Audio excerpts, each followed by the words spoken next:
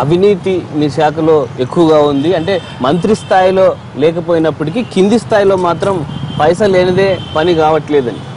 ఈ డిపార్ట్మెంట్లో అన్ని డిపార్ట్మెంట్లతో పాటు ఈ డిపార్ట్మెంట్ ఇంకా పూర్తిగా నెగ్లెక్ట్ చేసి ఈవెన్ మీరు అనేది కూడా చాలా ఉండేది గతంలో.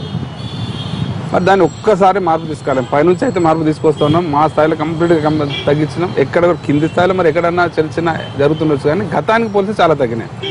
గతంలో ఎందుకంటే నేను స్టార్టింగ్లో మంత్రి అయిన తర్వాత నా దగ్గరికి ఎవరు వచ్చినా ఏ ట్రాన్స్ఫర్ కొరకు వచ్చినా అదో రకంగా భాషతో వచ్చేవాళ్ళు.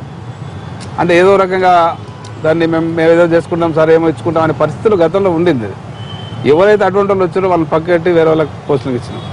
ఎవరైతే మనకు వాడు ఆ రకంగా వస్తున్నారంటే వాడు అవినీతి పరుడు అనేది తెలుసు కాబట్టి అటువంటి పక్కకెడుతున్నాం. కాబట్టి ఇప్పుడు అందరికి అర్థమైపోయింది ఇక్కడ ఇటువంటి జరగదు. అంటే మనం కరప్షన్ ఎంకరేజ్ చేయకుండా వాళ్ళు కూడా కింద చేయరు.